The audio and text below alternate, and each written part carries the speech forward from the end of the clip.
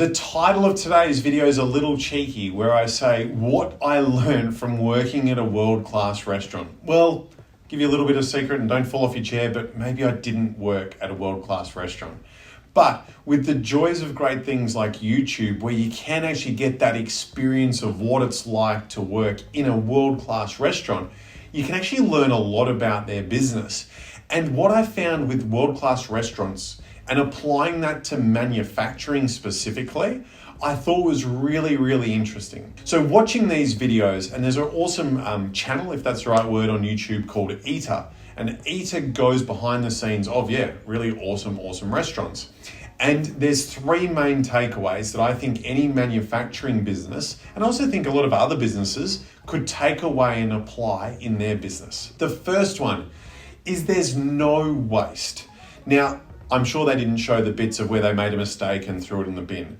But when you actually look at their raw materials, the produce, there is no waste.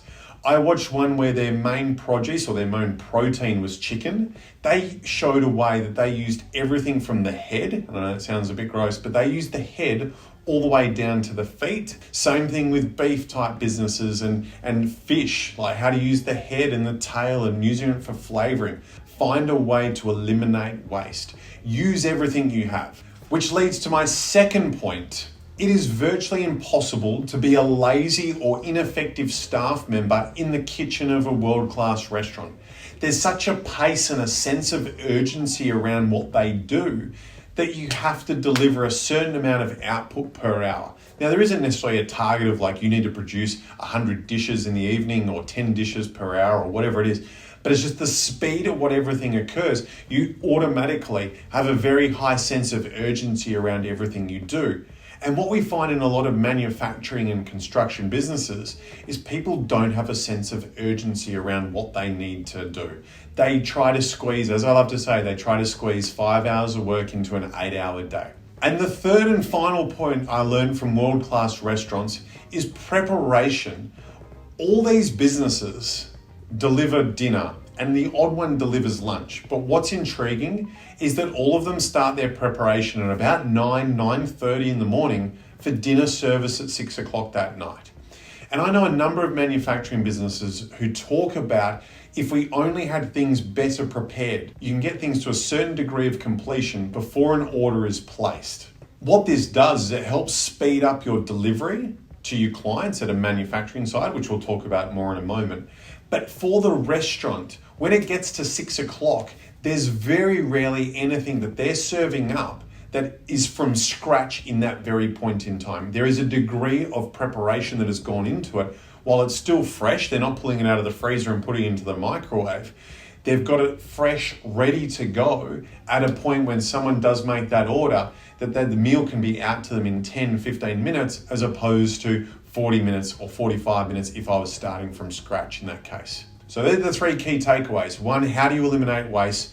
Two, how do you create a sense of urgency for your team? And number three, what's the preparation that you can do that can help speed up your sales and journey within your business? If you apply that to a manufacturing business, where does waste come from? It either comes from error, so a mistake we make, rework, ineffectively doing something, but also how can you find a way to repurpose something? I do not mean spending your time trying to save money on inconsequential and small things, but how can you do things in such a way that minimize the waste going through your business? That's going to help your gross profit.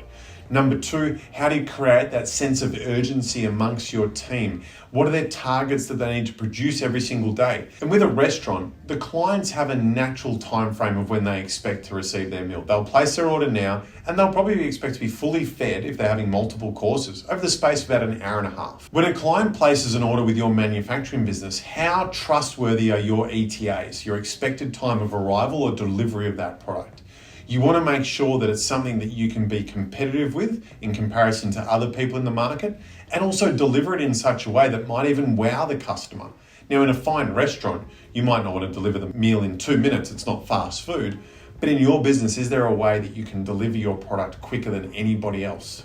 And third and finally, preparation. What are the things you can do? And I don't mean just stockpiling for the sake of stockpiling and draining all the cash in your business, But what are the things your team can do while they're a little bit quieter, or help batch process things, which is going to result in more efficiency in the way you do things, and also helps you deliver your product to your client quicker, because you're not taking something from 0 to 100, you might be taking it from 30 to 100 or 40 to 100. There's a degree of preparation that has already been invested in. So that's what I learned from working at a world-class restaurant, even if it was sitting down and watching it on YouTube.